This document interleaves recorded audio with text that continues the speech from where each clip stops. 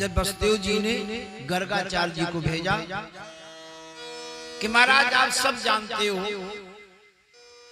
नंद बाबा के यहाँ जो दोनों बच्चे हैं वो किसके हैं? आप यदुवंशियों के आचार्य हैं, तो हम चाहते हैं कि सभी का नामकरण संस्कार आपके द्वारा संपन्न होता रहा है, तीन बच्चों का भी नामकरण संस्कार आपके द्वारा संपन्न। अब शायद चौंक गए होंगे लोग, एक बच्चे की चर्चा चल रही थी और अभी मैं बोल गया दो बच्चे। एक विषय में तो चर्चा चल रही थी, आप जानते ही हैं, और कल चर्चा हुई थी देवकी का 7वां गर्भ जो गिर गया था उसकी वास्तविकता क्या थी, ये भी कल बताया गया था, स्पष्ट किया गया था। योगमाया ने देवकी के गर्भ से उस भ्रूण को उठा करके और देवकी की सौत है रोहिणी के गर्भ में स्थापित कर दिया था।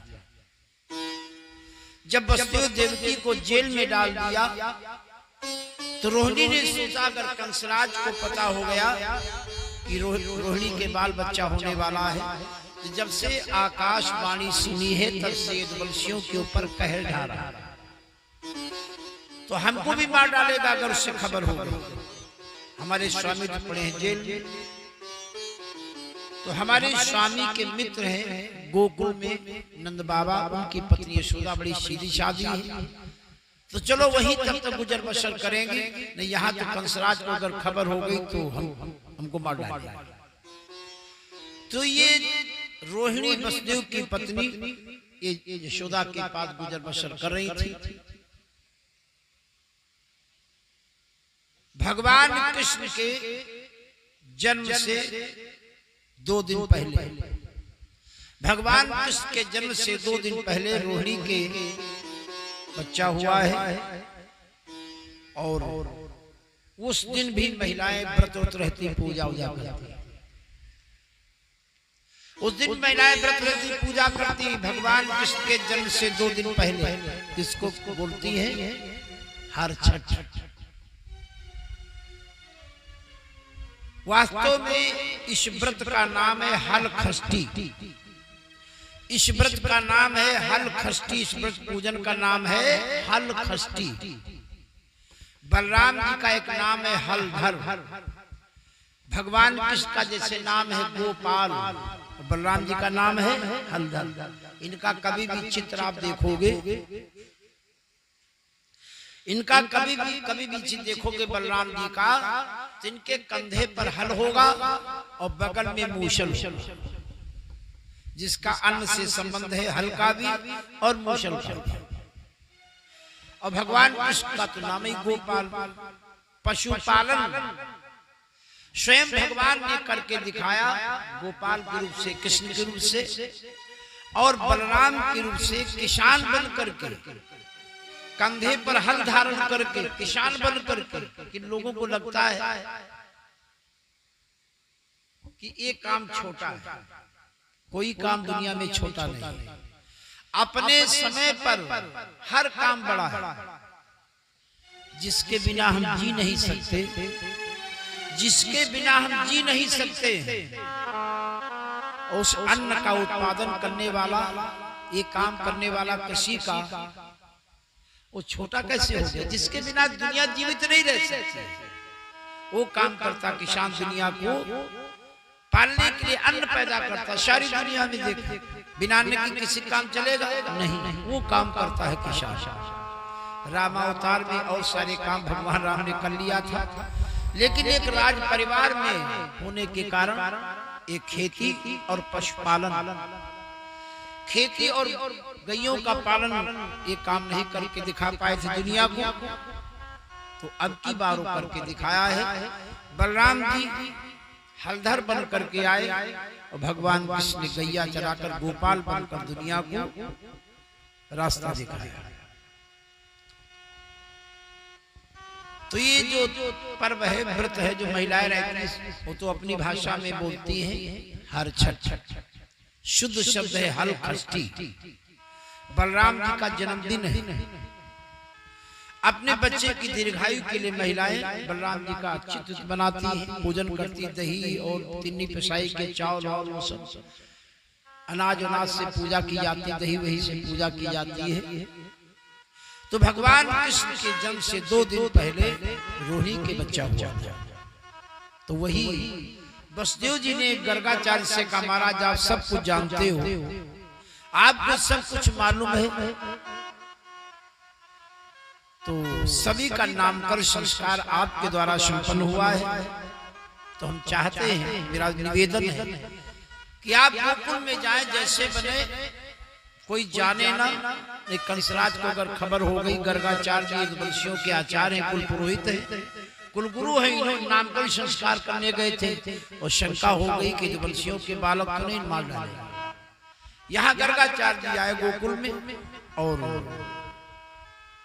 बड़े गोपनीय तरीके से गौशाला के मध्य में जाकर के रोहिणी के बच्चे का नाम बलभद्र, बलराम और यशोदा के बच्चे का नाम श्री कृष्ण नामकरण किया है। कृष्ण भगवान की।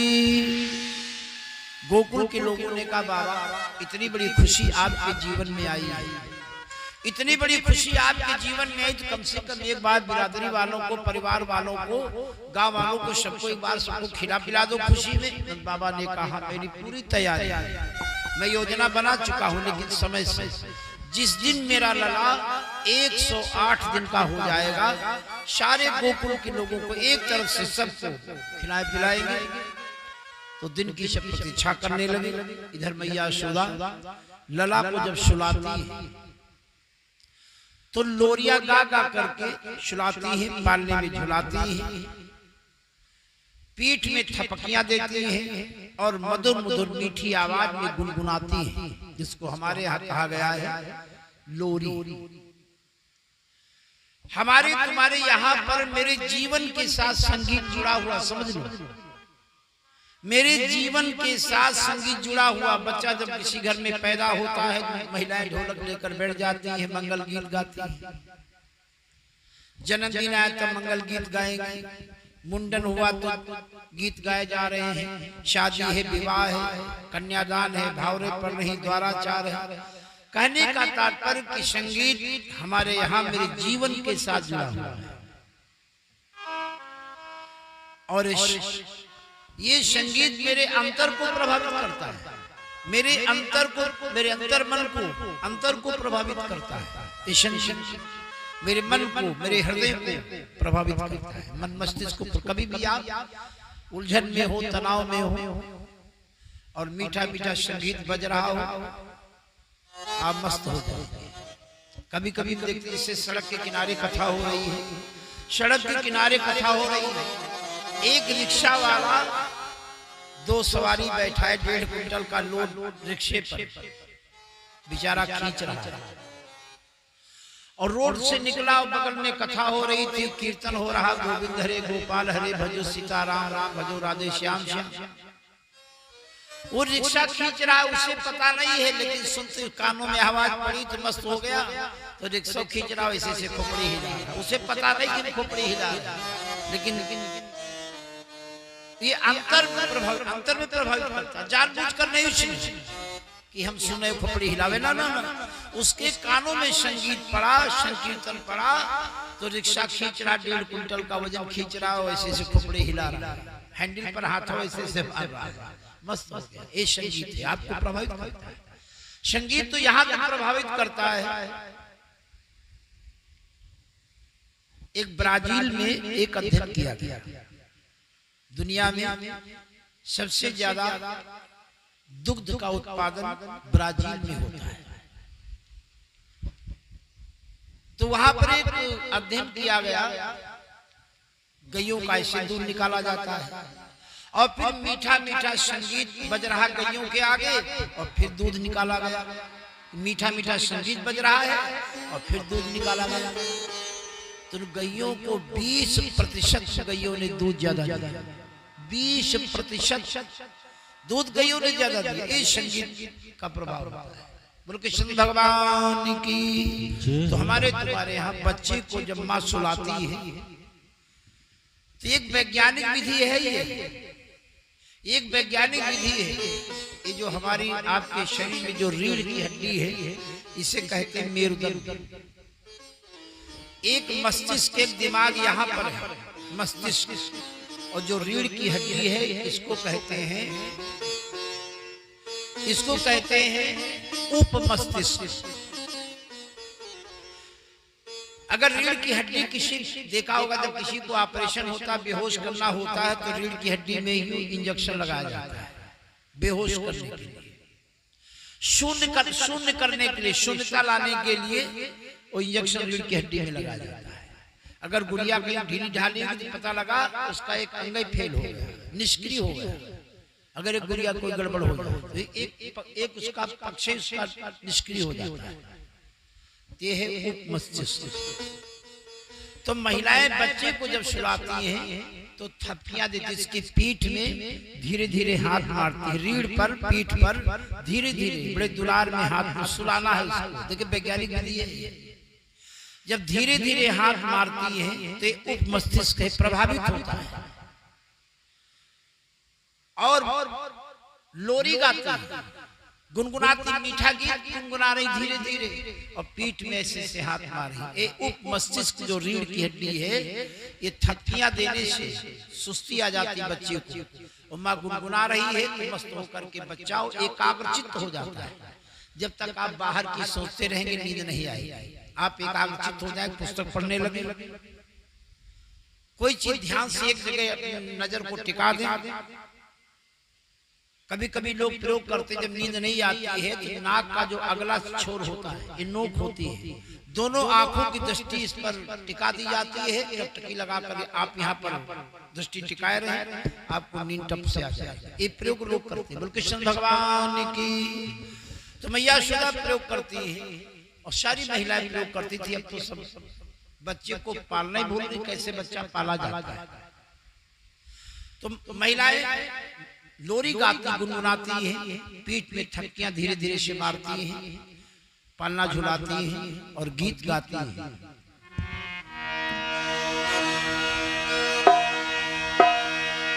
कि मेरे सामने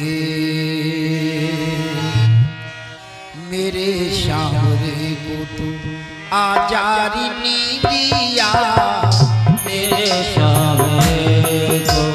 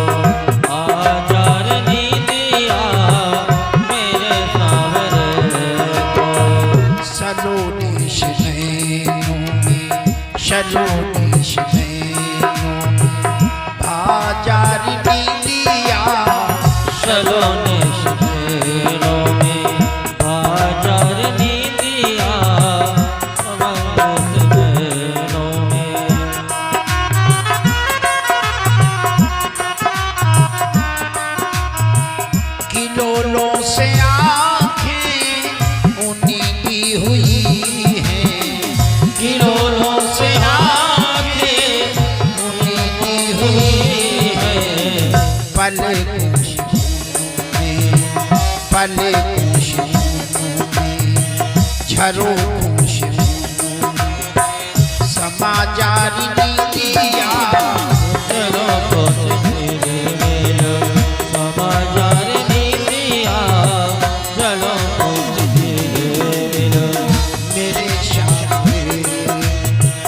मेरे सामने को तू आजारी नीतिया, मेरे सामने को आजार नीतिया, मेरे सामने को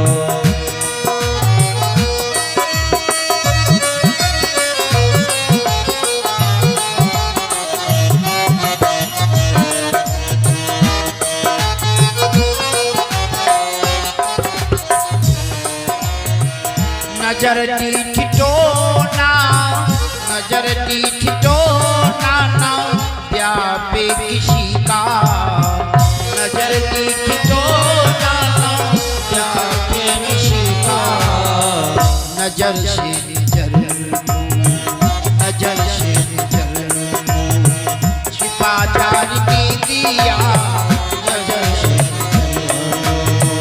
छिपा जाने दिया,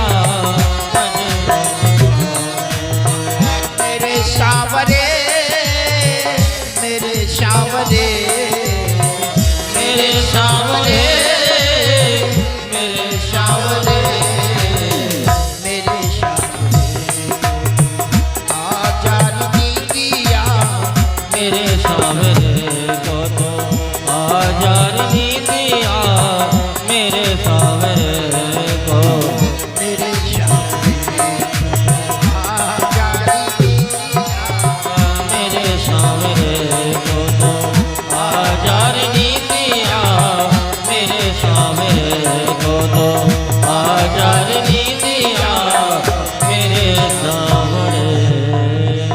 लोरिया गा गा करके सुनाती है। बताया जाता है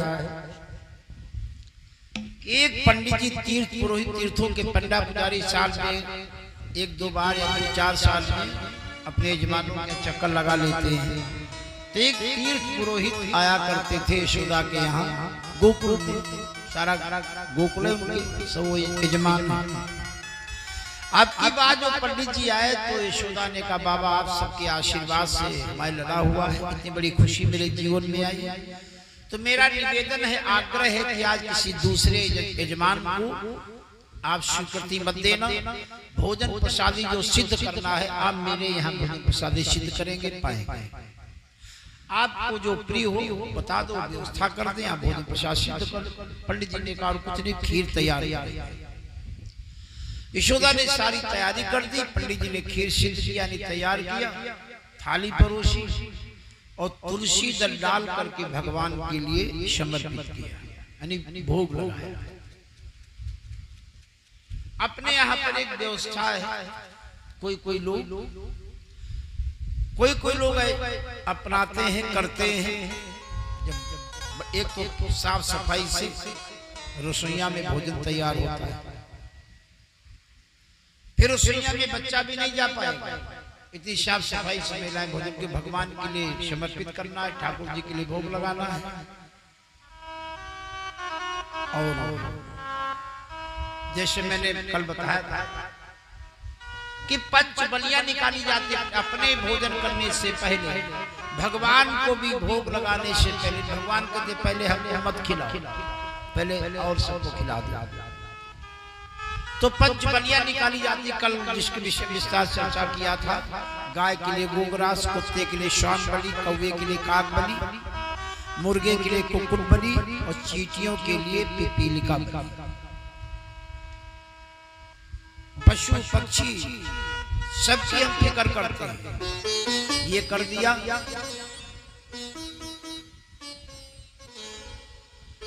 और फिर एक प्रक्रिया और होती है, एक प्रक्रिया और होती है। अभी तो अन्य जीवों को पालतू गैर पालतू जिनसे मेरा कोई लेना देना नहीं, यहाँ तक कृमि कीट चींटी तक उसकी फिक्र करते हैं, पिपीलिका बलि। कोई कोई भैया लोग इसमें कोई मेहनत नहीं है, कोई मेहनत सवेरे घूमने के लिए आप निकलते हैं, एक पैकेट में 50 ग्राम 25 ग्राम आटा, 25 ग्राम चीनी डाल और रास्ते रास्ते जा रहे, जहां कहीं भी आपको पता लगे कि चींटियों का घर यहाँ है, एक चुटकी डाल दो। एक चुटकी डालोगे आटा और चीनी डालोगे तो पूरा परिवार तृप्त हो जाएगा, पूरा परिवार तृप्त हो जाएगा, छक जाएगा। और सोचो बिना मेहनत के दरवाजे पर अगर भोजन मिल जाए कितनी खुशी होगी, कितना आपको आशीष मिलेगा, कोई बड़ी बात नहीं। तो ये प्रक्रिया अपनाई। कर्मी की जितना छोटा जीव है, इससे मेरा कोई लेना देना नहीं, लेकिन उसकी भी फिक्र। भगवान कहते पहले इनको सबको खिलाओ, तो पंचबलियां निकाली जाती। इसके बाद एक प्रक्रिया और होती है। बहुत से ऐसे प्राणी हैं जो वायुमंडल में बहुत ही सूक्ष्म है, अति सूक्ष्म है। बहुत ही सूक्ष्म है, बैक्टीरिया वायरस, उनको भी ऊर्जा दी जाती है, उनको ऊर्जावान बनाया जाता है। जो बिना नमक का भोजन बना है, चावल है, रोटी है, और थोड़ा गाय का घी लिया, थोड़ी चीनी डाली, मिक्स किया, मिलाया, और अग्नि में 3 आहुतियां डालनी। भूताय स्वाहा भूतपते स्वाहा भूतानां पते स्वाहा। वो जो है धूम्र बन करके, अग्नि में जलकर धूम्र बन करके वातावरण में फैल जाएगा। जो अति सूक्ष्म जीव है उनको भी प्राप्त हो जाएगा। कृष्ण भगवान की। फिर भगवान कहते हैं अब ठीक है, अब आपको खिलाओ। तब तुलसी दल डाल करके ऐसे 3 बार थाली के आसपास घुमाया जाता है। ए बच्चाओ पहलवान, ओइश बैठ जाओ, बैठ जाओ, ओइश बैठ जाओ। ओ पहलवान देखो जरा, बैठ जाओ, बैठ जाओ, बैठो बैठो बैठो बैठो, डांटो ना, बैठा बैठा बैठ जाओ। कृष्ण भगवान की।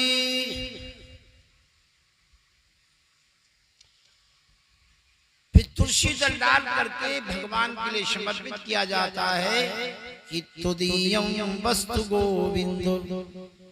मंत्र पढ़ा जाता है कि तुदीयं वस्तु गोविंद। आंखें बंद की जाती हैं और भगवान की झांकी सामने आंखें बंद करके वो झांकी ध्यान में लाई जाती है, स्वरूप ध्यान में लाया जाता है। तुदीयं वस्तु गोविंद तुभ्यमेव समर्पये। आपकी दी हुई वस्तु प्रभु आपको समर्पित कर रहे हैं, तेरा तुझको अर्पण। तुदीयं वस्तु गोविंद तुभ्यमेव समर्पये। ग्रहण सम्मुखो भूत्वा प्रसीद परमेश्वर। पंडित जी ने भोग लगाया। अच्छा एक बात थोड़ा समझ, हम क्यों भोग लगावे भाई? ये जो बवाल है, प्रक्रिया है, पंचबलियां निकालना हो, आग में डालना, घी मिला करके और भोग लगाना, ये क्या बवाल क्यों करें? हम जिसके सहारे जीवित,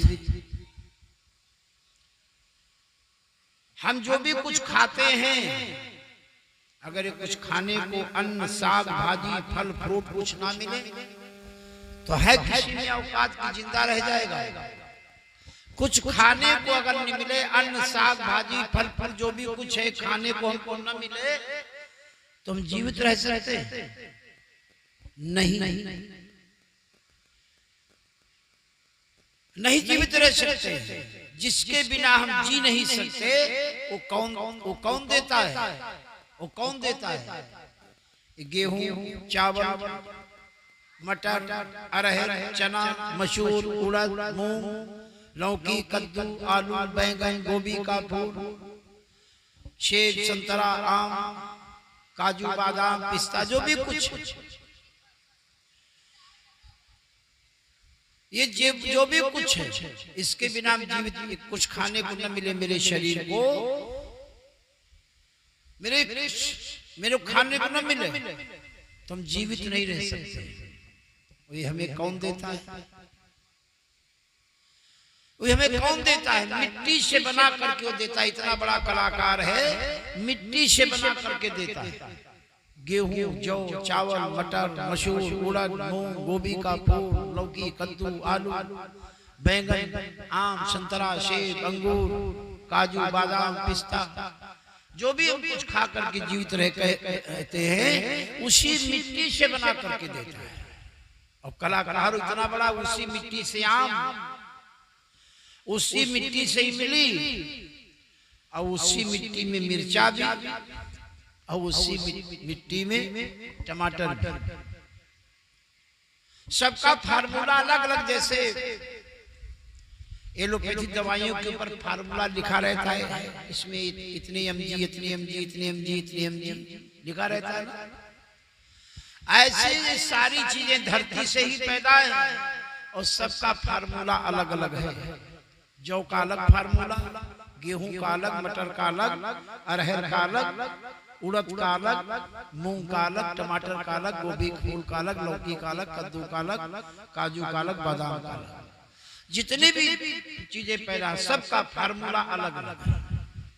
कितना बड़ा कलाकार है बनाने वाला, इतनी सारी चीजें दिया और सबका फार्मूला अलग, सबका स्वाद अलग।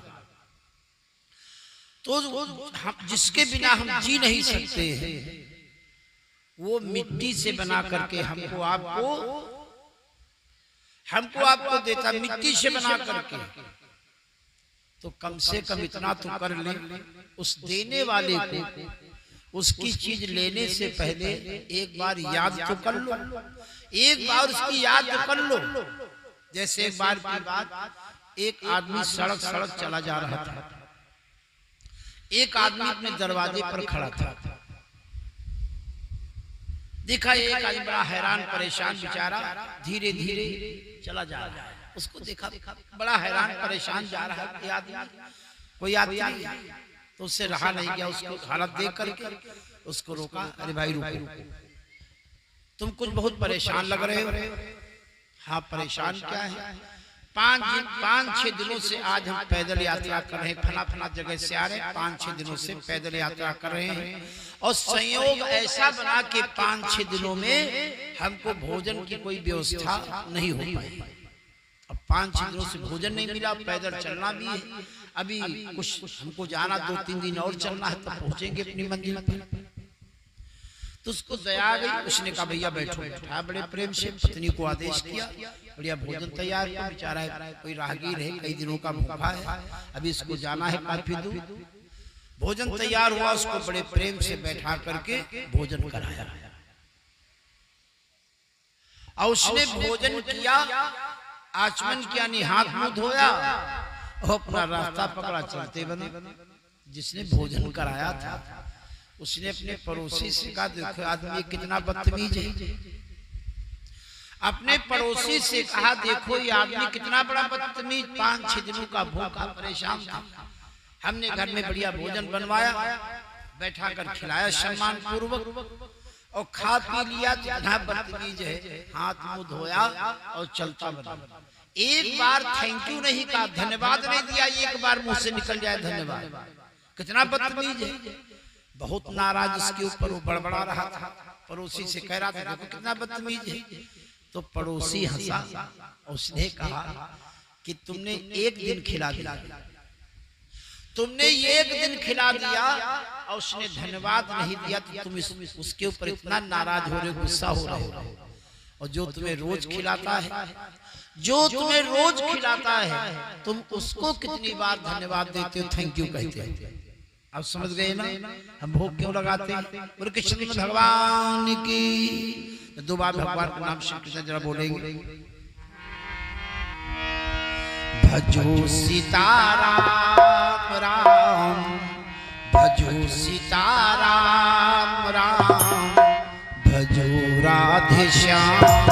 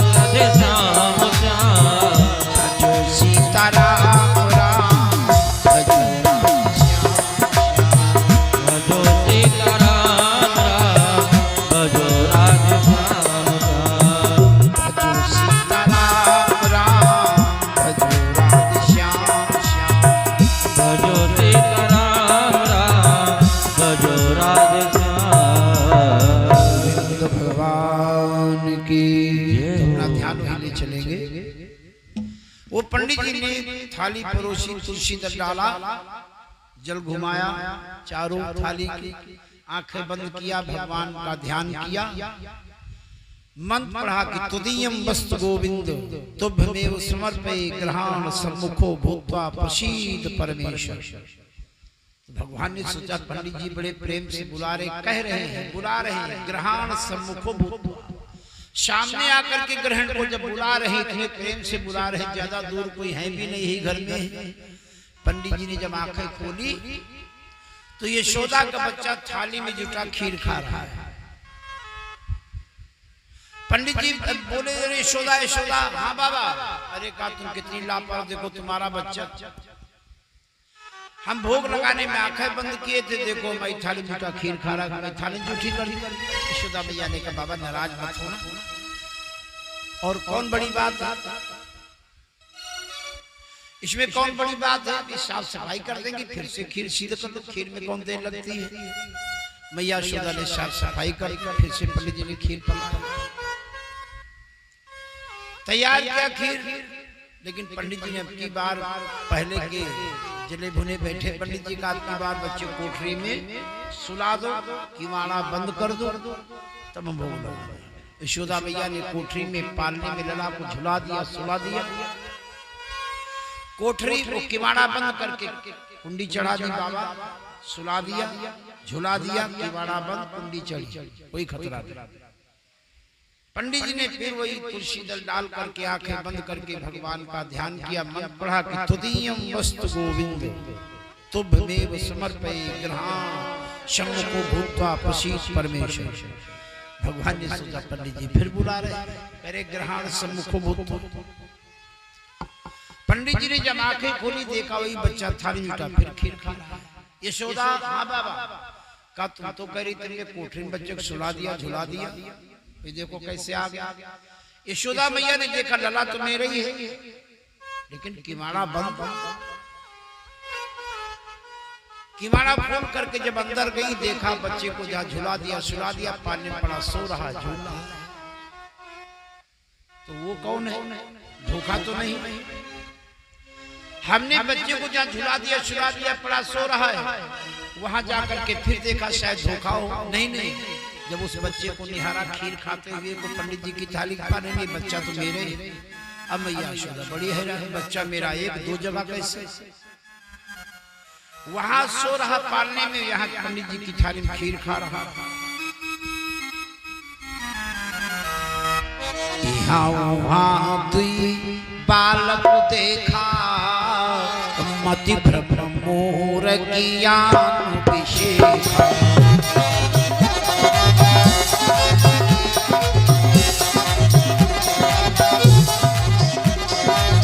यहाँ वहाँ दुई बालक देखा, यहाँ वहाँ दुई बालक देखा, मति भ्रम मोर ज्ञान विशेषा।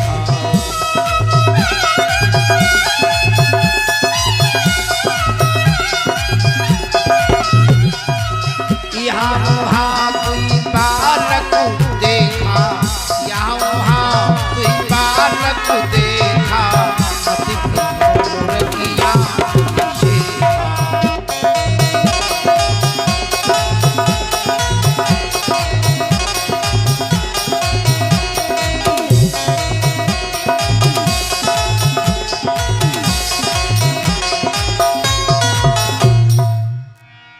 मैया यशोदा बड़ी हैरान, वहां कोठरी में जाकर देखे जहां सुला दिया, झुला दिया, पालने पड़ा, सो रहा, यहाँ पंडित जी की थाली के पास खीर खा रहा है।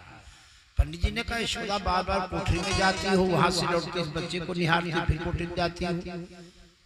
कहा बाबा कुछ समझ में नहीं आ रहा, मैंने बच्चे को जहां सुला दिया तो वहीं पड़ा सो रहा है पालने में, वो आपकी थाली के पास बैठा खीर खा रहा, बच्चा हमारे एक और दो जगह कैसे, वहां सो रहा, यहाँ खीर खा रहा है। पंडित जी ने कहा बच्चा एक और वहां वही सो रहा है, वही यहाँ खीर खा रहा है। किसी जीव में सामर्थ्य नहीं कि एक से दो हो जाए, जीव एक है, सदा एक ही रहेगा। ये सामर्थ्य केवल परमात्मा में है, ये सामर्थ्य केवल परमात्मा में है कि वो एक से अनेक रूपों में हो सकता है। यशोदा तुम बड़ी भाग्यशाली हो कि तुम्हारे घर में बालक कोई सामान्य बालक नहीं, साक्षात नारायण का अवतार है। तुम्हारा जीवन धन्य हो गया, तुम्हारा एक घर धन्य हो गया, तुम्हारा गांव धन्य हो गया, और तुम्हारे घर में आ गया तो मेरा भी जीवन धन्य हो गया। बोले भक्त और भगवान की। एक दिन की बात, बलदाऊ जी ने कहा मैया मैया लला ने मिट्टी खाई। क्यों लला मिट्टी खाई? भगवान कृष्ण ने कहा मैया जिसकी बताओ उसकी कसम खा जाए, हमने मिट्टी नहीं खाई। कहा मैया तुम्हारी कसम खा जाए, बाबा कसम खा जाए, दाऊ जी कसम खा जाए, गंगा जमुना जिसकी बताओ उसकी कसम खा जाए। बलदाऊ जी ने कहा सब झूठी कसमें खा रहा। हमारे सामने मिट्टी की ढेली मुंह में रखी, हमारे सामने मिट्टी की ढेली उठा करके मुंह में रखी और कसमें सबकी खा रहा। मुंह खोल कर देखो खाई कि नहीं, मुंह खोल कर देखो इसने मिट्टी खाई कि नहीं। मैया ने कहा मुंह खोलो। जब भगवान कृष्ण ने अपना मुख खोला, जब भगवान कृष्ण ने अपना मुख खोला तो मैया क्या देख रही है? भगवान कृष्ण के मुंह में जाने कितने सूर्य, चंद्रमा, तारे, ग्रह, नक्षत्र, सागर, महासागर, पहाड़, जंगल, नदियां, और एक विचित्र बात और देखी, यशोदा के मुंह में, कन्हैया के मुंह में यशोदा बैठी और कन्हैया के मुंह में यशोदा देख रही कि एक यशोदा बैठी कन्हैया के मुंह में और कन्हैया को ऐसे से डांट रही है। कन्हैया के मुंह में देख रही, एक कन्हैया का मुंह है, बाईश को क्या देख रही है? मैया बड़ी आश्चर्य में कि हम क्या देख रही हैं। भगवान कृष्ण ने लीला समेट ली और मैया ने जो भी कुछ देखा था सब विस्मृत हो गई, सब भूल गई। ऐसा क्यों किया? ऐसा क्यों किया भगवान कृष्ण ने? क्यों दिखाया? माँ कौशल्या को आप रामायण में पढ़ते हैं, जब प्रसूतिका गृह में थी माँ कौशल्या जी, वहां कोई नहीं था, किवाड़े बंद है, अकेली है माँ कौशल्या प्रसूतिका गृह में। वहां भगवान साक्षात रूप में प्रकट हुए, चतुर्भुज रूप में प्रकट हुए, भय प्रकट कर पाला, दीन दयाला, कौशल्या हितकारी। माँ कौशल्या को प्रभु का दर्शन मिला, जीवन धन्य हो। माँ देवकी को मथुरा की जेल में कल चर्चा हुई थी, वसुदेव देवकी को दर्शन हुआ, माँ देवकी का भी जीवन धन्य हो गया। अम्मा यशोदा का भी जीवन धन्य बनाना है तो इस बहाने से अपने स्वरूप का दर्शन, विराट स्वरूप का दर्शन मैया यशोदा को कराया। विराट स्वरूप क्या होता है? ये विराट स्वरूप एक भगवान का कहा जाता है। विराट स्वरूप क्या है? ये हमारे ऋषि मुनि भी कहते हैं, और ध्यान से इसको समझने की कोशिश करना, समझने की बात। हमारे ऋषि मुनि भी कहते हैं कोई सर्वोच्च सत्ता है, कोई ऊर्जा है, कोई शक्ति है, लेकिन उसकी कोई शक्ल नहीं, सूरत नहीं, मॉडल नहीं, आकृति नहीं, लेकिन स्वीकार कर लिया वो सर्वोच्च सत्ता कोई है जिसके द्वारा इस सारे संसार का जो भी कुछ हम सुनते हैं, जो भी कुछ है, ग्रह तारे, पहाड़, जंगल, कीट पतंगा, पशु पक्षी, उसी के द्वारा सब रचना हुई। उसी एक से उसको हमारे महापुरुषों ने कहा निराकार ब्रह्म। विज्ञान इस खोज में लगा हुआ है कि सृष्टि कहां से कैसे प्रारंभ हुई, तो बड़ी सूक्ष्मता से हर चीज पर अध्ययन कर रहा है। किसी चीज को तोड़ोगे, किसी चीज के टुकड़े टुकड़े करोगे तो उसकी सबसे छोटी इकाई, जो सबसे छोटी इकाई है, किसी चीज को तोड़ोगे, तोड़ते सबसे छोटी इकाई उसे कहते हैं अणु, उसे कहते हैं अणु। लेकिन अणु को भी तोड़ा गया, तो छोटी इकाई बन गई परमाणु, और परमाणु को भी उसके भी 3 अंग होते हैं, 3 हिस्से होते हैं, इलेक्ट्रॉन, न्यूट्रॉन, प्रोटॉन। फिर और आगे सूक्ष्मता से अध्ययन किया तो आ गया प्रोटॉन, जिसकी चर्चा में एक दिन और कर चुका हूं विषय में। इस समझिएगा, ध्यान देना, जो निराकार कोई आकार नहीं है, कोई सूरत नहीं, शक्ल नहीं, कैसा है, ना ना ना, कुछ हो रहा है, कुछ हो रहा है, इसलिए हमको मानना पड़ा कोई शक्ति है। तो ऋषि मुनियों ने उसे कहा निराकार ब्रह्म। वैज्ञानिक जो खोज कर रहे हैं तो भी यहां तक पहुंचे, प्रोटॉन। और ये अनुमान एक अनुमान है कि जो सबसे सूक्ष्म जो इकाई है उसी का विस्फोट हुआ और फिर उससे पूरे अंतरिक्ष में वो सब फैल गए, फिर उनका विस्फोट हुआ तो कोई तारा बना, तारे का विस्फोट हुआ तो ग्रह बने, ग्रह का विस्फोट हुआ उपग्रह बना। ऐसी ये सारी सृष्टि हुई। बोलो कृष्ण भगवान की। तो अपना ध्यान ले चलेंगे कि जो सारी सृष्टि है उसी एक जो सूक्ष्म है जिसको हम आपको कहते हैं निराकार ब्रह्म। वैज्ञानिक कहते हैं गॉड पार्टिकल, उसी का एक विकसित रूप है। चाहे ग्रह हो, चाहे नक्षत्र हो, चाहे तारे हो, चाहे आकाश गंगा हो, चाहे ये धरती हो, पहाड़ हो, जंगल हो, जल हो, पेड़ हो, पौधे हो, कीट हो, पतंगा हो, पशु हो, पक्षी हो, बैक्टीरिया हो, वायरस हो, सब उसी एक से, ध्यान देना जो बताने की कोशिश करता है, वही एक से ये सब बना है। सब जितना तुम पढ़ते हो, देखते हो, ग्रह नक्षत्र तारे, सौर मंडल, आकाश गंगाएं, पहाड़, जंगल, नदी, पशु पक्षी, कीट पतंगा, पेड़ पौधे, घास, जो भी कुछ है, ये सब उसी एक से बना है। ये विज्ञान ने भी स्वीकार किया है। वैज्ञानिकों ने इसे कहा है गॉड पार्टिकल।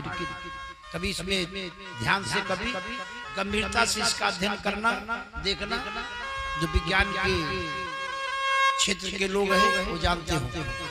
उसी एक का विस्तार है जिसको हमारे यहाँ कहा गया है भगवान का विराट स्वरूप। विराट भगवान की। मैया यशोदा को इस बहाने से भगवान कृष्ण ने विराट स्वरूप का दर्शन कराया। और दूसरा कारण ये भी विद्वान लोग अनुमान लगाते हैं भगवान कृष्ण ने मैया को दर्शन कराया। मिट्टी जो खाई, क्यों खाई मिट्टी? कि सबसे पहले पृथ्वी ही गाय का रूप बनाकर ब्रह्मा जी के पास रोती गई थी। बड़ा अन्याय, अत्याचार, अधर्म, अनीत, पापाचार, दुराचार हो रहा है, हम सहन नहीं कर पा रहे। हम अधर्मियों को, पापियों को सहन नहीं कर पा रही है। तो भगवान ने पृथ्वी को आश्वस्त किया है। ये मिट्टी क्या है? ये पृथ्वी का अंश है ना, मिट्टी। मिट्टी मुंह में रख करके मानव पृथ्वी को आश्वस्त किया कि तुम चिंता न करो, देखो मैं आ गया। बोले भक्त और भगवान की। एक दिन की बात, मैया यशोदा लला को गोदी में लिए बैठी थी, सिर पर हाथ फेरने लगी और कहा लला तुमको अपने प्राणों से प्रिय मांगती,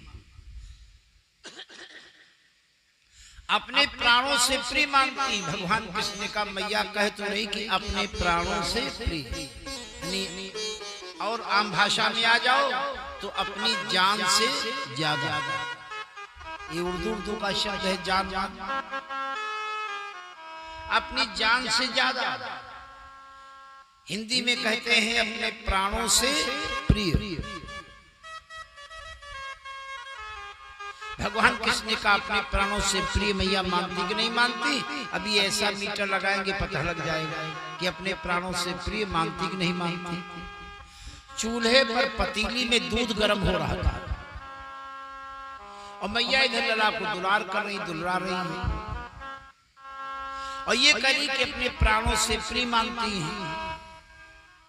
भगवान कृष्ण ने मीटर लगा दिया परखने के लिए प्राणों से प्रिय मानती कि नहीं मानती। पतीली में जो दूध गर्म हो रहा था उफान का करके पतीली के नीचे गिरने लगा। मैया ने देखा दूध का नुकसान हो रहा, दूध नीचे गिर रहा है। लला को जो दुलार करेज उठाकर झम से जमीन डाल दूध ठीक करे तुरंत दौड़ पड़ी। भगवान कृष्ण ने कहा भी करी थी कि अपने प्राणों से प्रिय मानती, अब तो हमारी कीमत दूधों बराबर नहीं की। मारे गुस्सा में भगवान कृष्ण ने एक पत्थर उठाया, मटकिया में धड़ाक से मार दिया। मटकिया फूट। मैया गुस्सा में दौड़ी।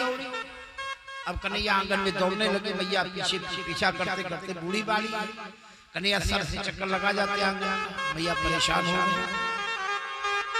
भगवान कृष्ण खड़े हो गए और सोचा आज इसको ऐसा दंड देंगे कि दोबारा आगे से भूल गलती फिर ना करे। एक रस्सी लाई और कमर में रस्सी को लपेटा।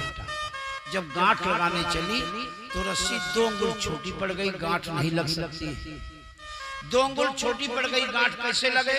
दूसरी रस्सी लाई, उसको कमर में लपेटा, गांठ लगाने चली, वो भी 2 अंगुल छोटी पड़ गई। तीसरी लाई, चौथी लाई, 50 रस्सियां लाई, लेकिन जब गांठ लगाने चलती तो रस्सी 2 अंगुल छोटी पड़ जाती है। मैया बड़ी हैरान है। यह रस्सी घटती जाती है, ये रस्सी घटती जाती है, या अंग मिटाते जाते,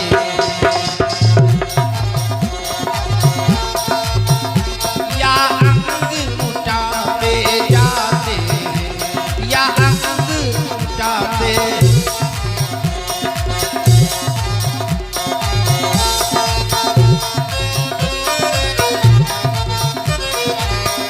ये रस्सी घटती जाती है, या अंग उठाते जाते, या अंग उठाते जाते, मैया खिझुलाती जाती है, मैया खिझुलाती जाती है, मोहन मुस्कुराते जाते, मोहन मुस्कुराते जाते।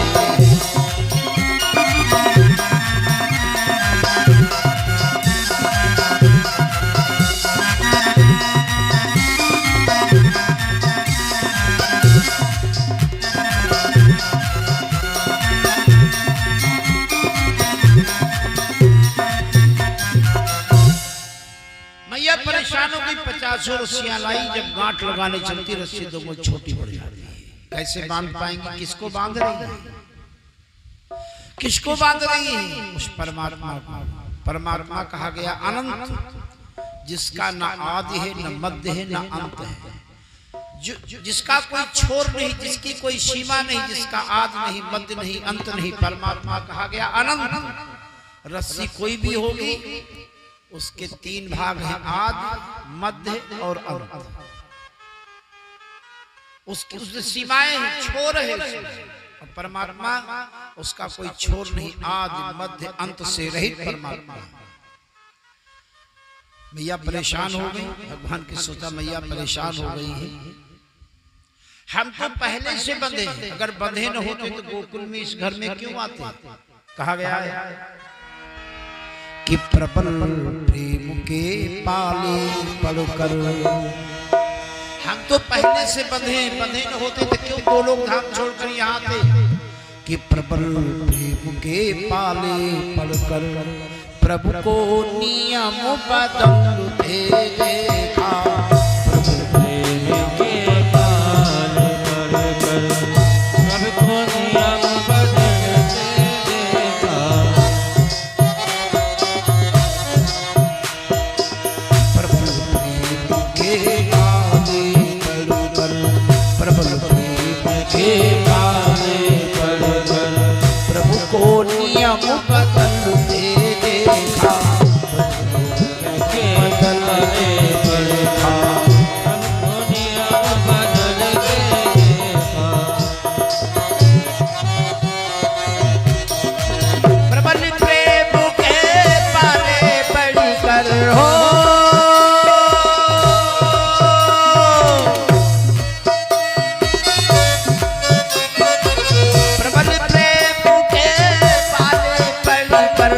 प्रभु को नियम बदलते देखा,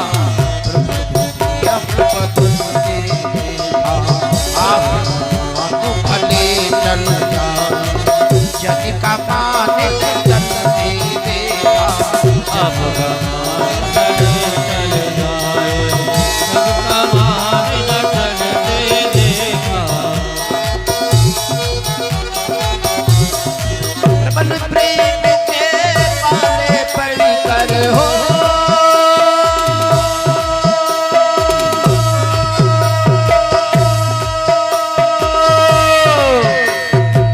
प्रबल प्रेम के पाले पढ़कर प्रभु को बदल दे देखा, बदल दे देखा।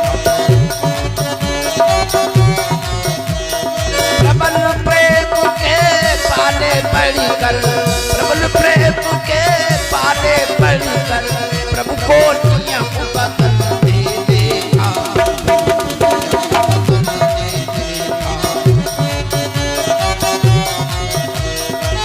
आप मान भले चल जाए, आप मान भले चल जाए, जग का मान चल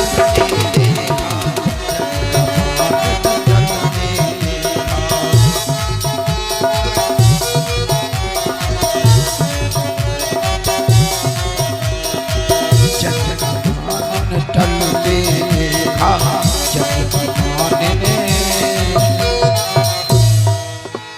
हम तो पहले से बंधे हैं, बंधे न होते तो गोकुल में क्यों आते, इस घर में क्यों आते। मैया परेशान हो गई।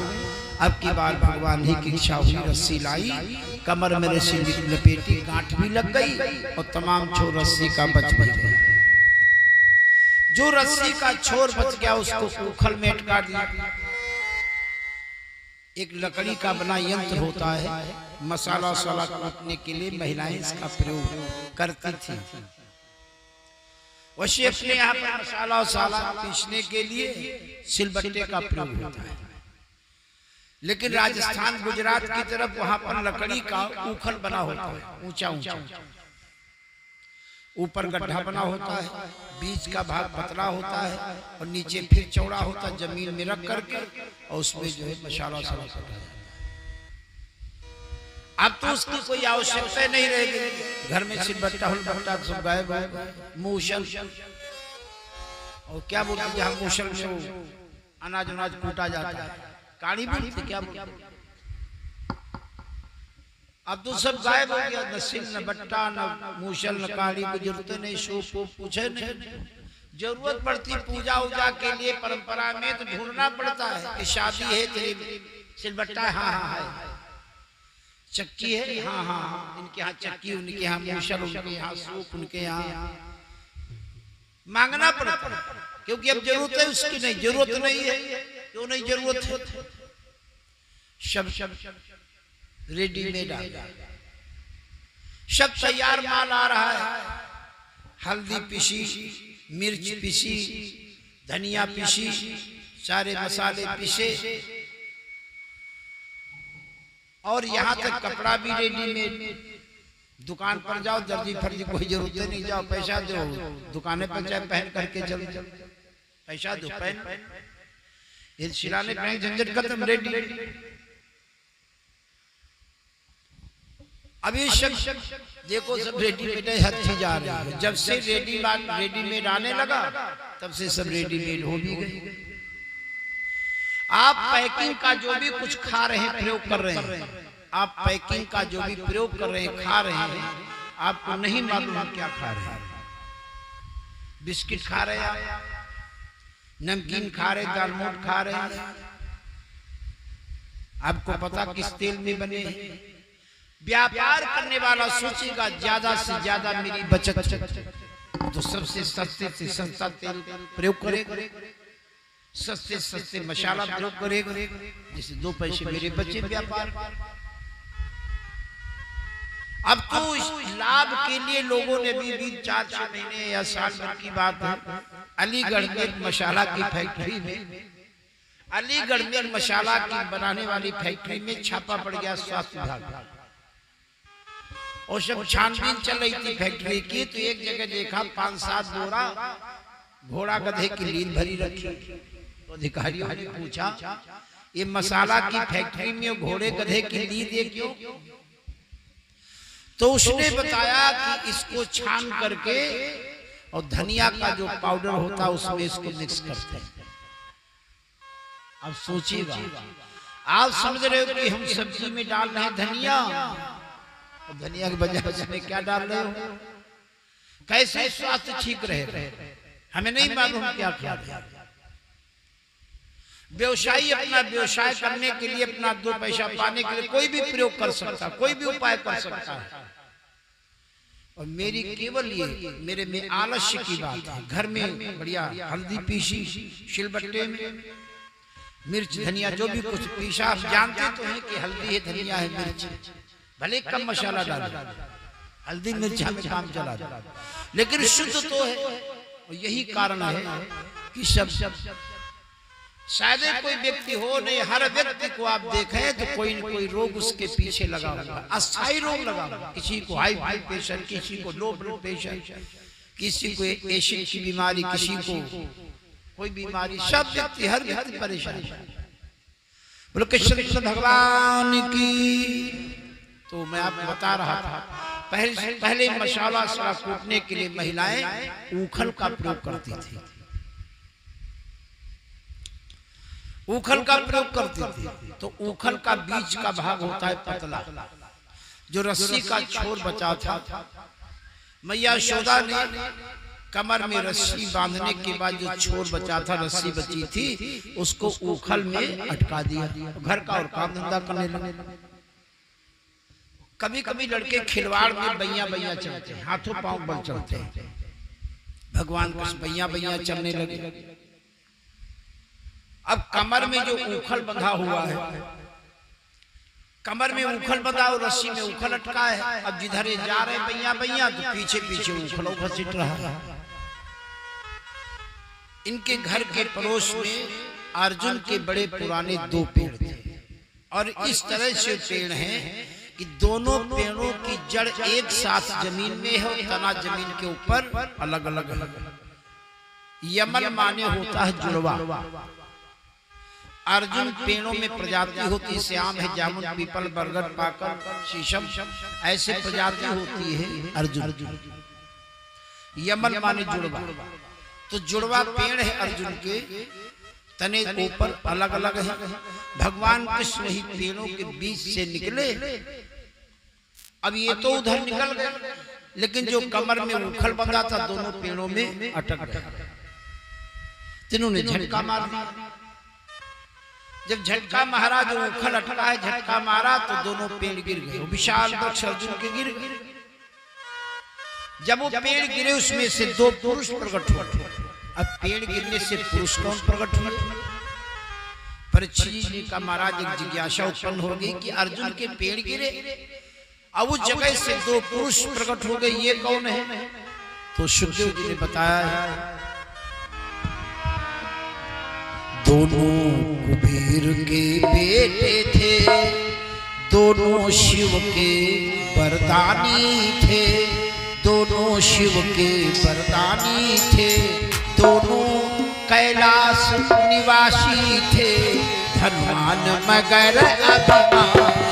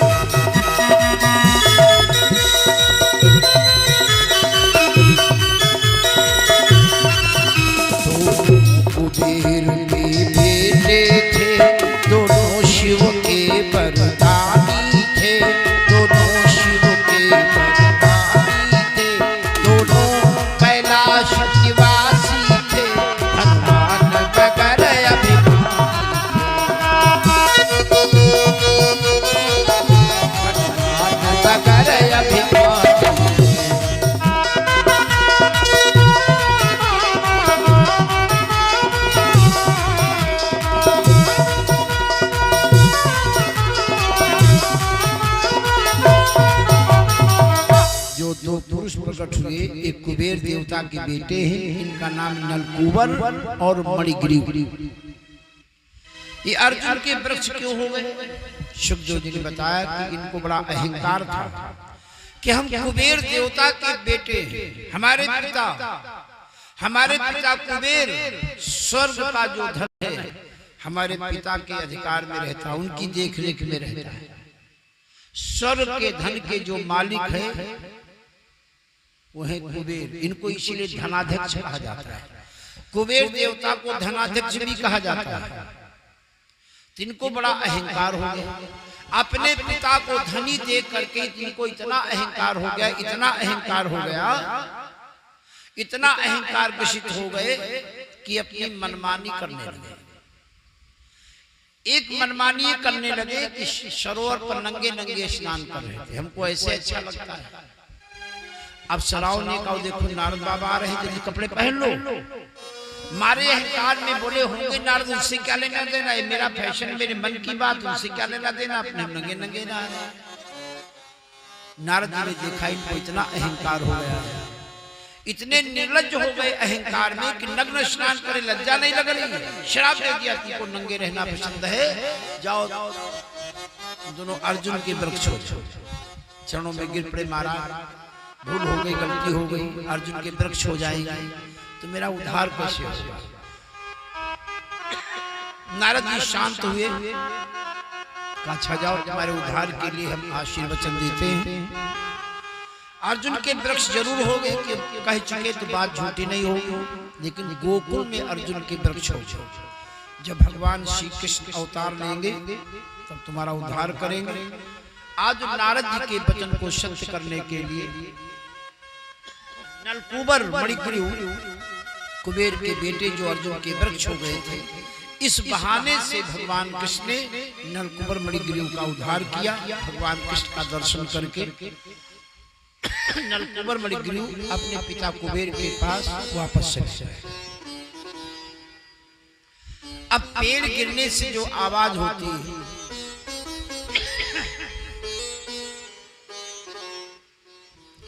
पेड़ गिरने से जो आवाज होती है, जोर का शब्द, मैया वहां से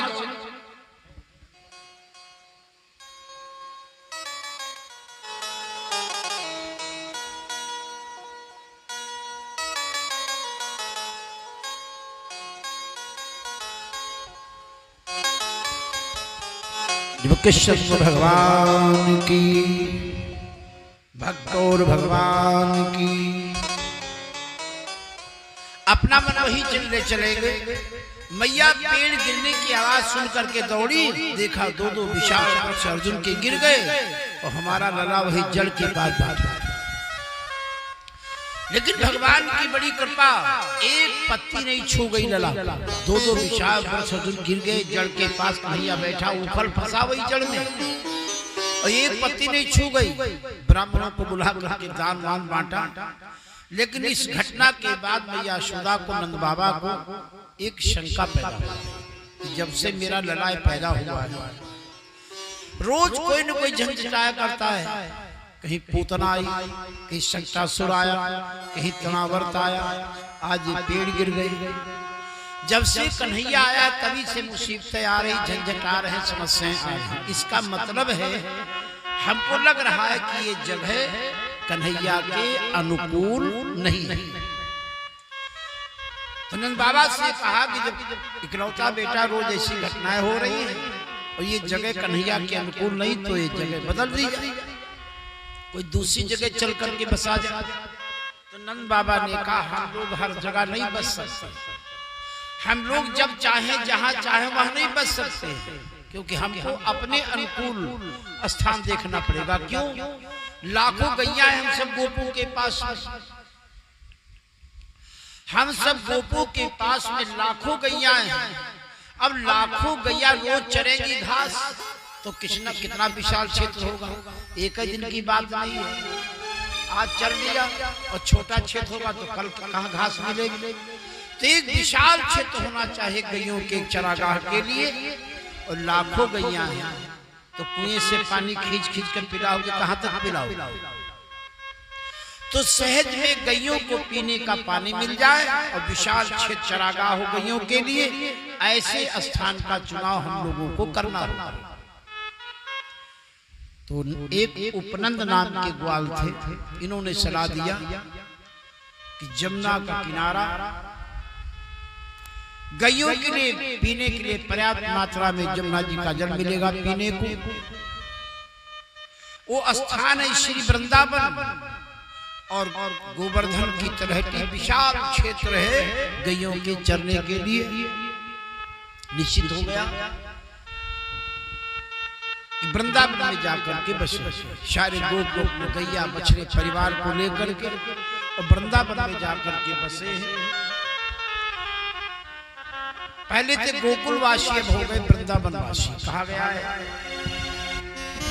कि पहले वृंदावन बन ही था, पहले वृंदावन बन ही था, पर बन उपवन से सुंदर था।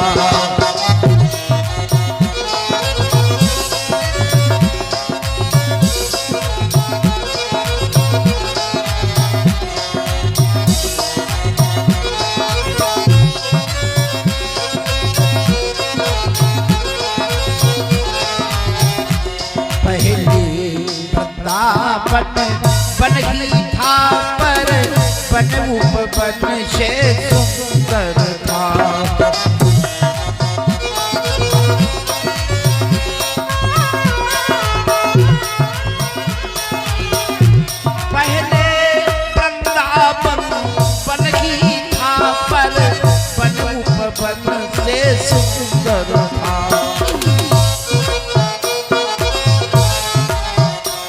पहले वृंदावन बन ही था, पर बन उपवन से सुंदर था। उपवन से सुंदर था वो सूरज सुहावन, शांति सदन मन भावन और मनोहर था।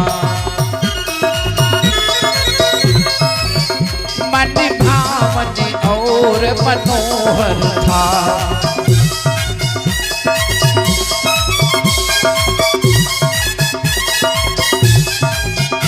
अब नगरों का सरताज बना,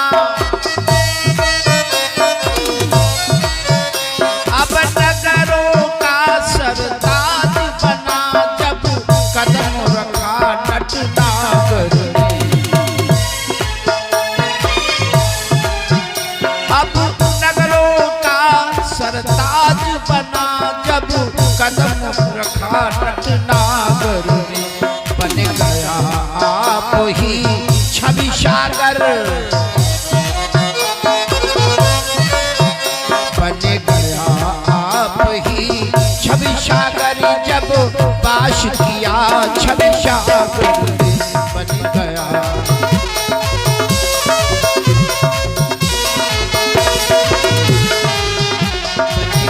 आप ही छवि सागर, जब पाश किया छवि सागर।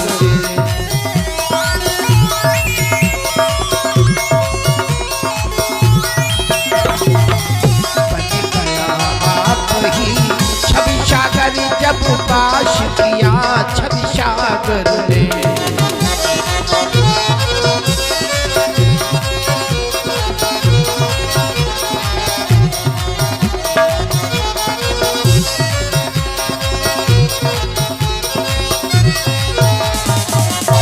वृंदावन बिहारी लाल की, भक्त और भगवान की। अपना ध्यान भी ले चलेंगे। पहले थे गोकुलवासी, अब हो गए वृंदावन।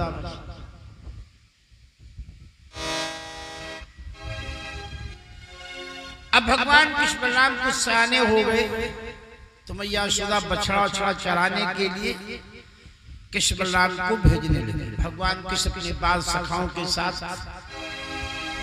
और सभी बाल सखा अपने अपने घर से बछड़ों को लेकर चराने के लिए जाते हैं। कृष्ण बलराम बछड़ा चराने के लिए जाने लगे। पूतना को भेजा, नहीं लौटी। सबका सुख भेजा, तृणावर्त भेजा, कोई लौट करके नहीं आया। अब भगवान की बछड़ा चरा चराने के लिए जाने लगे। कंसराज ने पूतना को भेजा, नहीं लौटा। शक्तासुर को भेजा, वो भी नहीं लौटा। तृणावर्त को भेजा, वो भी मारा गया, नहीं लौटा। तो एक कंसराज का साथी, इसका नाम है वत्सासुर। वत्स माने होता बछड़ा, बछड़े की शक्ल में राक्षस है। तुम देखोगे तो लगेगा बछड़ा खड़ा है, लेकिन वो बछड़े की शक्ल में है वो राक्षस। कंसराज ने कहा अच्छा बन गया, वो कृष्ण बलराम में बछड़ा चराने के लिए जाने लगे और हजारों बछड़ों के बीच में तुम जाकर घुस जाना, कोई समझू नहीं पाएगा और मौका लगा करके तुमको पूतना का बदला लेना।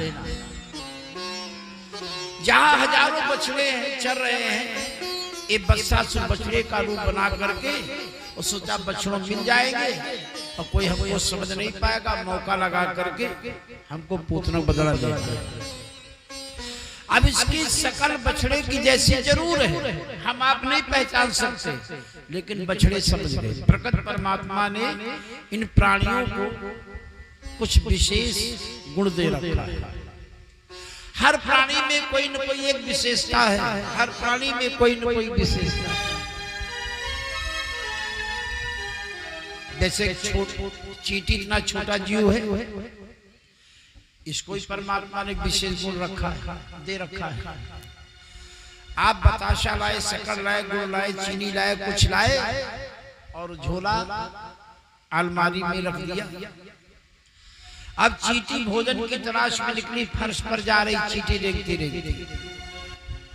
5 फीट ऊपर झोला टंगा है, सोचेगा 5 फीट ऊपर झोला अलमारी में रखा है, 4 फीट ऊपर रखा झोला गुड़ चीनी बताशे का, और फर्श पर चींटी देख रही है। इसकी घ्राण शक्ति इतनी तेज होती है, वो भी मिठास के लिए। मिठास को इतना जल्दी कैच करती इसकी मशीनरी कि वो जान जाएगी कि अलमारी में बतासा गुड़ चीनी रखी है।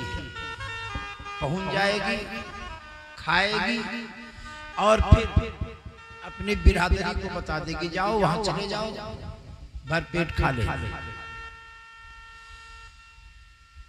अपने आप गैया को, अपने बैल को, अपने कुत्ते को, अपनी भैंसिया को 10 किलोमीटर दूर कोई गांव में छोड़ दो। 10 किलोमीटर दूर पर अपने कुत्ते को, गैया को, बैल को छोड़ दीजिए और आप चले आए।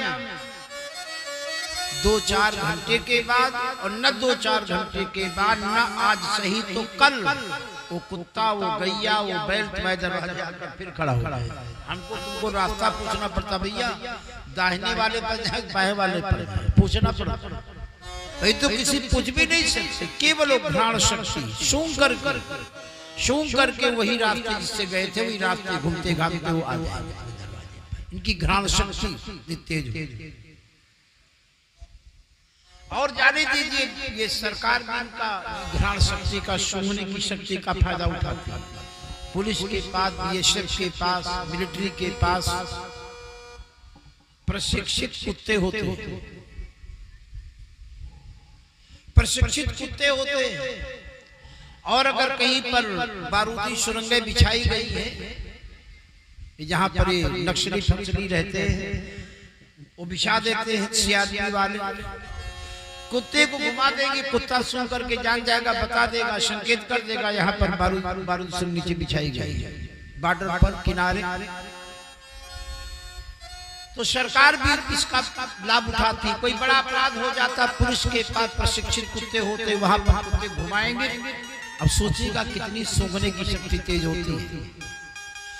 कोई अपना काम करके चला गया, कोई अपना काम करके अपराध करके चला गया, और उस कुत्ते को ले जाया जाएगा, प्रशिक्षित कुत्ते को पुलिस वाले ले जाएंगे, घुमाएंगे। और वो जो अपराधी है, अपराधी की गंध, आप सोच बड़ी कितनी सूक्ष्म बात है, अपराधी की गंध वो कुत्ता अपने मस्तिष्क में डाल लेगा। जो भी जिसकी भी हरकत वहां मिलेगी, उस गंध को अपने अंदर डाल लेगा। और जिस रास्ते से वो व्यक्ति अपराधी गया होगा, वही सूंघते सूंघते सूंघते सूंघते अपराधी तक पहुंच जाएगा। पुलिस का प्रयोग करते, मिलिट्री बीएसएफ वाले भी, सीआरपी वाले, तो कृष्ण भगवान की जय। तो इनकी घ्राण शक्ति इतनी तेज होती। बछड़े के रूप में गया था बत्सासुर, लेकिन बछड़े समझ गए राक्षस से, सब टकरा करके भयभीत होकर के सब एकदम से चिल्ला करके भागे। और जब सारे बछड़े एकदम से भागे तो भगवान कृष्ण सोचा एकदम से बछड़े डर करके क्यों भागे। जब दृष्टि डाली तो देखा वो बत्सासुर, वो राक्षस बछड़े की शक्ल में। बलराम ने से कहा देखो बत्सासुर आया है, अब इसको भैया आप तुम्हें समाप्त करो। बलराम ने इसकी पूंछ पकड़ कर उठाकर पटक दिया, ऐसे बत्सासुर का। एक बकासुर नाम का राक्षस पूतना का भाई, इसको भेजा कंसराज ने बगुले की शक्ल में, इसलिए इसको बकासुर कहते हैं। भगवान कृष्ण बकासुर का भी अंत किया। एक कंसराज का साथी अघासुर, ये अजगर की शक्ल में राक्षस है, और जहां जंगल में बछड़ों से भगवान को चरा कर तो उसी क्षेत्र में गया, ऐसा घूमड़ करके बैठ गया मुंह फैला करके, जैसे आप देखोगे लगेगा कोई पहाड़ी है और गुफा है पहाड़, जैसे कोई पहाड़ की गुफा। तो लड़कों ने कहा देखो इधर आते रहे जाते रहे, लेकिन ये पहाड़ की गुफा पहली बार देख रहे। अच्छा एक बात बन गई, कभी आंधी पानी आएगा तो इसी में आश्रय ले लिया करेंगे, छिप जाया करेंगे, चलो देख लिया जाए गुफा कहाँ तक है, कितनी बड़ी है, कैसी है।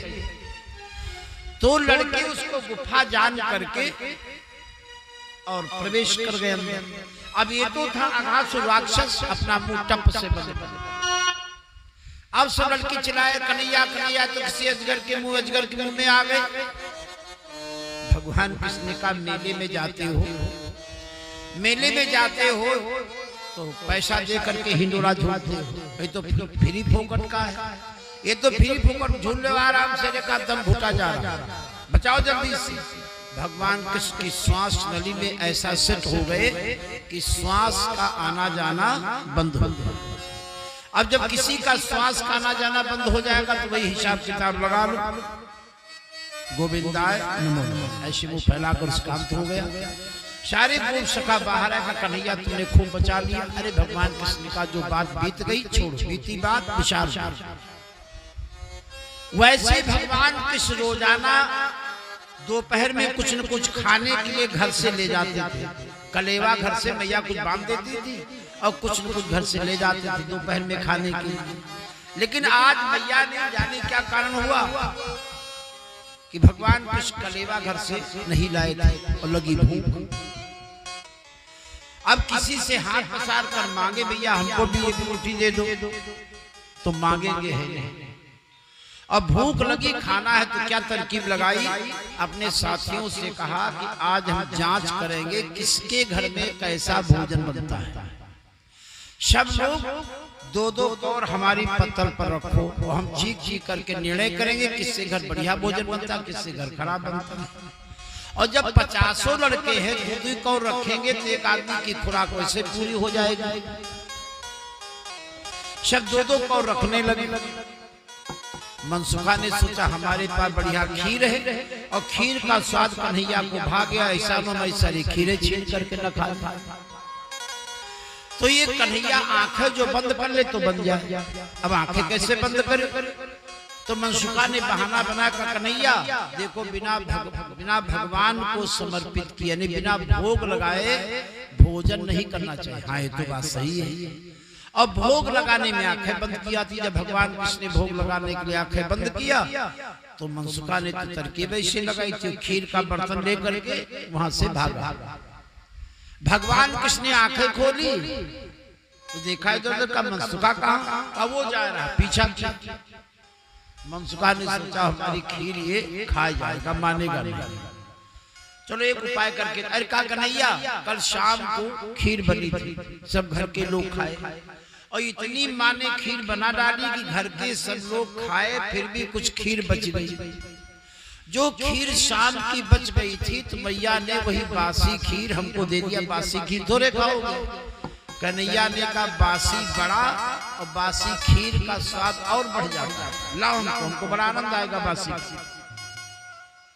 जिस बर्तन में मनसुखा खा रहा था वही बर्तन से खीर निकाली। भगवान कृष्ण वो खीर खाते हुए जिधर बछड़े चल रहे थे उधर वो खीर खाते हुए बछड़ों की ओर चल दिए। इधर संयोग से आज ब्रह्मा जी देवताओं के साथ आए थे भगवान कृष्ण का दर्शन करने। ब्रह्मा जी ने देवताओं से कहा यही जो खीर खाते जा रहे भगवान कृष्ण। देवताओं ने कहा जो खीर खाते, हाँ। अरे कहा ये कैसे? अरे देख रहे हो कि जो महीनों हो जाते हैं ग्वाल बाल स्नान नहीं करते, महीनों हो जाते हैं स्नान करने का मौका नहीं आता, महीनों हो जाते हैं इनको स्नान करने का मौका नहीं आता। अब मनसुखा की जूठी खीर जब कोई खाएगा, खीर खाएगा, मुंह में डालेगा, खीर जब मुंह में डालोगे तो हाथ में लाल लग जाएगी कि नहीं लग जाएगी? जब मुंह में कौर डालोगे, खीर डालोगे, लाल लग जाएगी। और वही लाल लगा हाथ जब खीर में डालोगे बर्तन में तो लाल वो बर्तन तक पहुंच गई। और मनसुखा वही बर्तन से खीर खा रहा। ऐसी खीर, ऐसी जूठी खीर, इस तरह की जूठी खीर छीन छीन कर खा रहे बता रहे भगवान ने। ब्रह्मा जी ने कहा देवताओं भगवान के स्वभाव से तुम परिचित हो और फिर भी भ्रमित हो रहे हो। तुम्हें मालूम है कि भक्त के लिए भगवान क्या नहीं कर सकते। गरुड़ की सवारी छोड़ी, गरुड़ की सवारी छोड़ी, गज की पुकारों पर। गरुड़ की सवारी छोड़ी, गज की पुकारों पर। जनता की तेरों पर जान की बिशारी है। भनत विनीत भूले, रीति नीति बलि द्वारे। शबरी के बेर बने त्यों ही रुचिकारी है। कि छाछ पे नचावे छोरा और छोरी जिन्हें,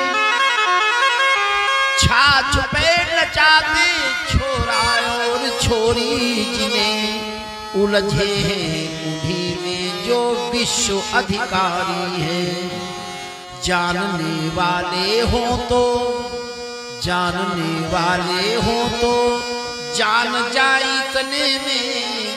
कृष्ण भगवान भक्ति भाव के भिखारी है।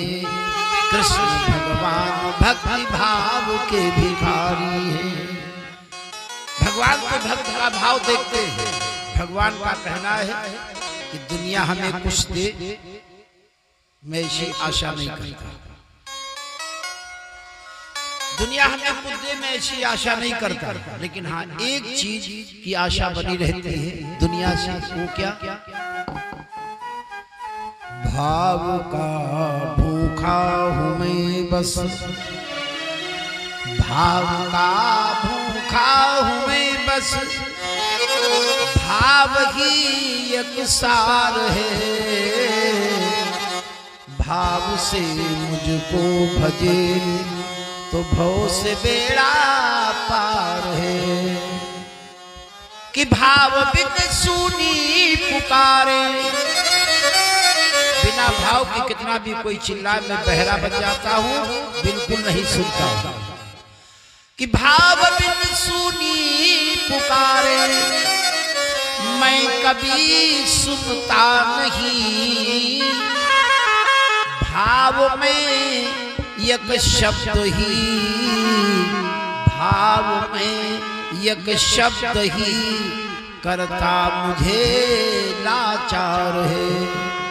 भाव का भूखा हूँ मैं बस, भाव ही एक सार है।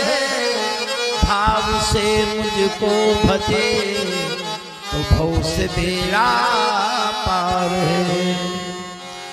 कि भाव बिन कुछ भी डाले, भाव बिन कुछ भी डाले, मैं उसे लेता नहीं। भाव बिन कुछ भी डाले, मैं उसे लेता नहीं, भाव में एक पुष्प ही होता मुझे स्वीकार है। भाव का भूखा हूँ मैं बस, और भाव ही एक सार है। भाव से मुझको भजे तो भव से मेरा पार है। भगवान भक्त का भाव देखते। ब्रह्मा जी ने देवताओं को समझाया कि भगवान के स्वभाव से परिचित हो, जानते हो भक्त के लिए भगवान क्या नहीं कर सकते। देवताओं ने कहा महाराज वही हाथ खीर का मुंह में डालता है, वही लाल लगा हाथ खीर निकालने के लिए बर्तन में डालता, फिर खीर निकालता, फिर मुंह में डालता मनसुखा, और वही मनसुखा की झूठी खीर और छीन छीन कर खा रहे हैं। कैसे मारे? महाराज मेरी समझ में नहीं आ रहा, आप इनकी परीक्षा लो फिर बताओ ये है कि नहीं। देवता लोग चले गए। ब्रह्मा जी परीक्षा लेने के लिए क्या करते? भगवान कृष्ण खीर खाते गए थे बछड़ों की ओर। जहां बछड़े चले उधर को गए थे, और गोप लोग बैठे, गोप सखा बैठे कलेवा कर रहे थे। सबको सारे गोप सखाओं को बेहोश करके ब्रह्मा जी ने गुफा में डाल दिया। परीक्षा लेने के लिए कर रहे हैं। और जब भगवान के बछड़ों की ओर से अपने सोचा चलो ग्वालों की ओर चले, अपने साथियों की तरफ चले जहाँ से बैठे खा पी रहे कलेवा कर रहे हैं। जब इधर को चले तो ब्रह्मा जी को फिर मौका मिल गया। जो बछड़े चल रहे थे उनको सबको बेहोश करके वही गुफा में डाल दिया। भगवान कृष्ण ने सोचा ब्रह्मा जी को परीक्षा लेने के लिए कोई और नहीं मिला, हम ही मिले। जितने बछड़े ग्वाल बाल थे जो ब्रह्मा जी ने बेहोश करके गुफा में डाल दिया है, उतने रूपों में भगवान कृष्ण हो गए। उतने बछड़े, उतने ग्वाल बाल घर को आते रहे जाते रहे। घर वाले एक साल बीत गया, किसी को पता नहीं कि हमारे लड़का है कि कोई दूसरा। ये हमारे बछड़े की दूसरे। एक वर्ष बीत गया। ब्रह्मा जी ने सोचा भी एक साल हो गया, अब देखें परीक्षा का परिणाम क्या मिला। जब यहाँ पर आए देखा बछड़े चल रहे हैं और सब ग्वाल बाल चरा रहे हैं। बछड़े चल रहे, ग्वाल बाल सब चरा रहे हैं। जो हमने बेहोश करके डाला था, जब वहां गुफा खोल करके देखी तो बछड़े ग्वाल बाल सब बेहोश पड़े। अब एक एक की शक्ल मिला रहे हैं, एक एक की शक्ल मिला।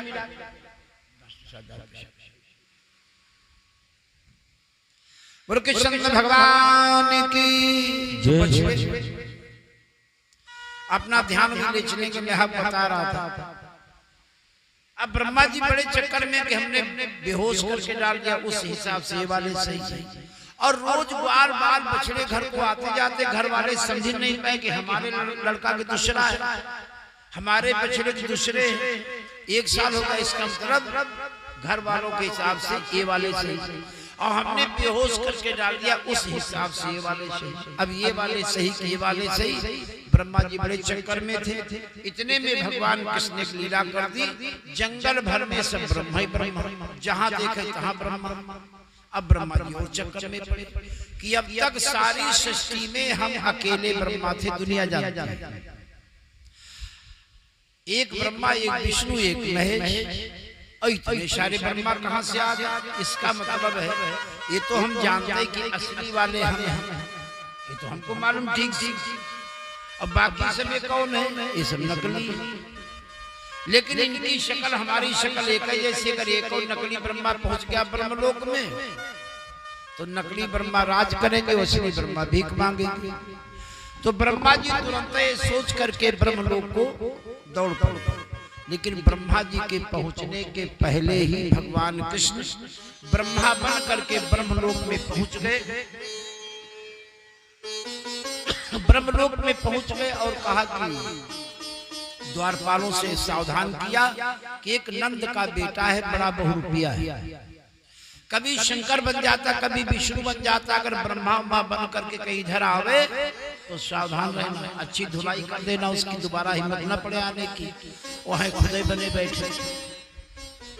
जब ब्रह्मा जी बेचारे भागे भागे पहुंचे, गेट में जैसे प्रवेश करने लगे, द्वारपालों ने कहा देखो बहुरूपिया आ गए, मारो मारो, ले ले लाठी। दौड़े, ब्रह्मा जी बेचारे जान बचाकर भगे।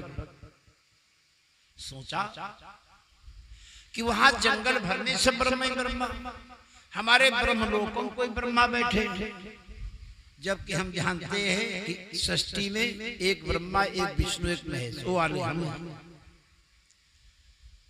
सोचा और कुछ नहीं, देवताओं के कहने से ने भगवान कृष्ण की परीक्षा लिया, वही सब कारण है। आकर के भगवान से क्षमा मांगी, प्रभु आपकी माया से प्रभावित आपको जान नहीं पाया, पहचान नहीं पाया।